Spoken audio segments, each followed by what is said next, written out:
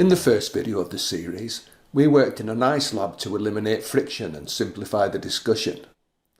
We found that when all the forces acting on an object are balanced, its motion doesn't change because of its inertia. This is Newton's first law. The second law takes on the serious challenge of unbalanced forces. That's the focus of this video. Now I've moved to a bigger ice lab, but still no friction. As we've seen, Newton's first law explains what happens when all the forces acting on an object are balanced.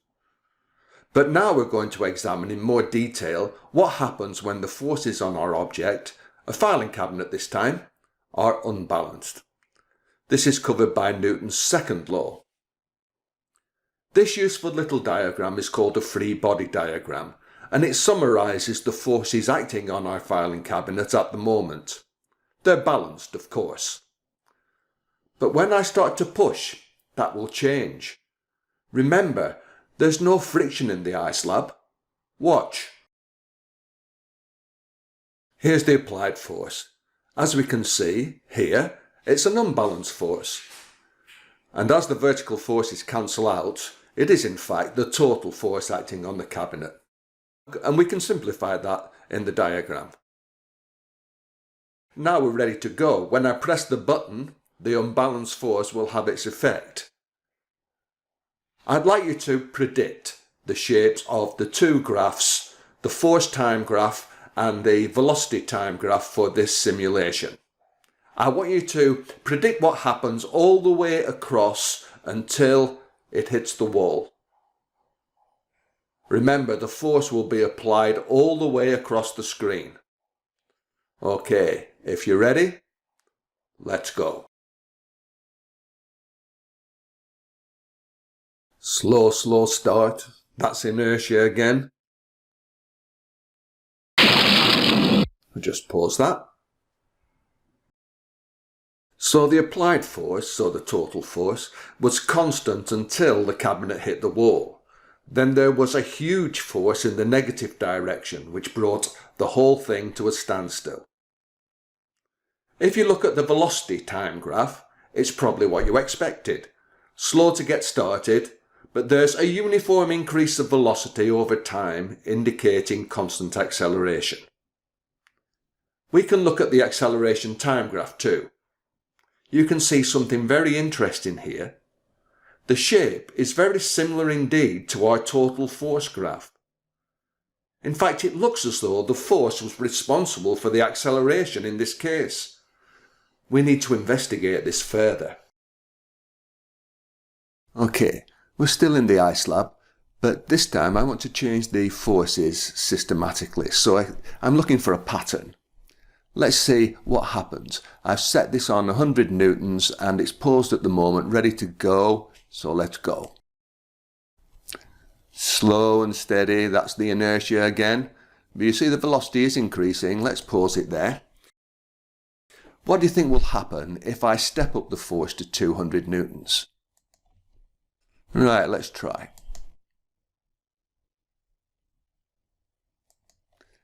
As you would probably have predicted, the velocity starts to increase faster. So let's double the force again to 400 newtons and let's see what happens this time.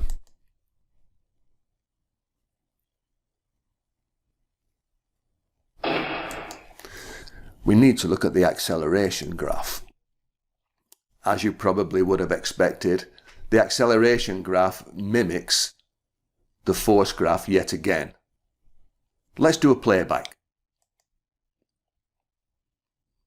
0.2 meters per second acceleration. It doubles. And it doubles again. So every time we double the force, we double the acceleration.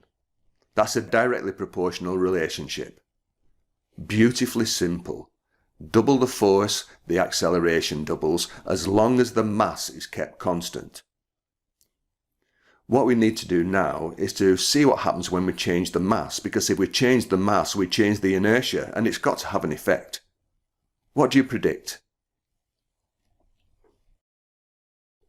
Now we're ready to investigate the relationship between mass and acceleration.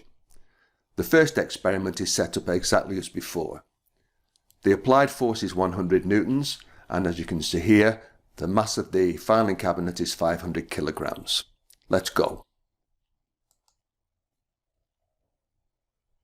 Velocity increasing slowly, big inertia, 500 kilograms. Pause it there, and I'm going to half the mass. So go over here, and 250 kilograms. Continue. Pause again. The velocity very definitely is increasing faster than it was before. Let's go over and half the mass again. And restart.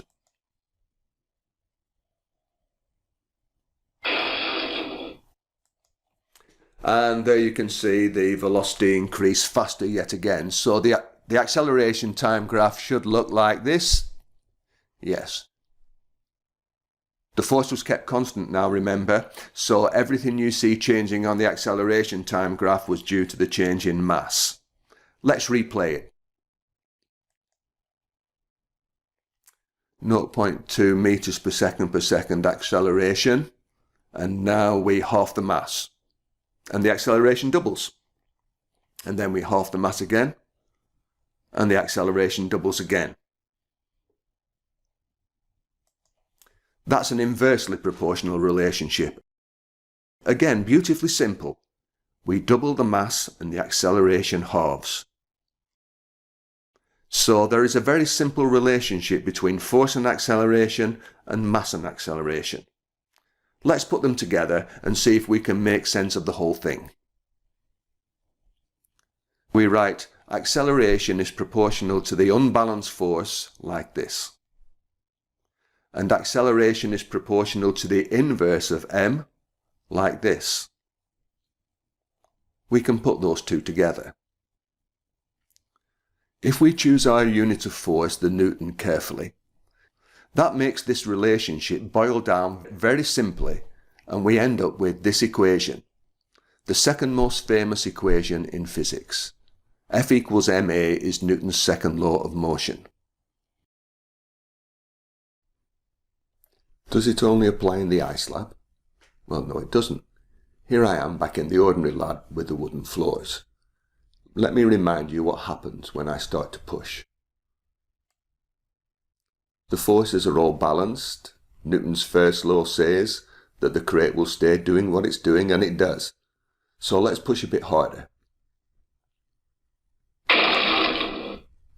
As soon as we had an unbalanced force, the crate started to move exactly in line with Newton's second law. But does it obey the equation? Let's have a closer look. Now we're ready to analyse the situation in more detail. You can see that I'm pushing hard now. There is an unbalanced force. Let's emphasise that. The green arrow has appeared, and that is the sum of the total forces acting on the crate. It is solely responsible for what you're going to see as soon as I press the start button. Predict what the three graphs will look like, and then we'll start. Here we go.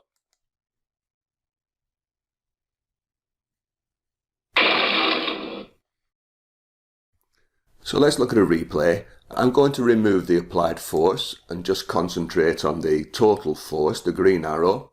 Here we go. Pause it there. What do we see?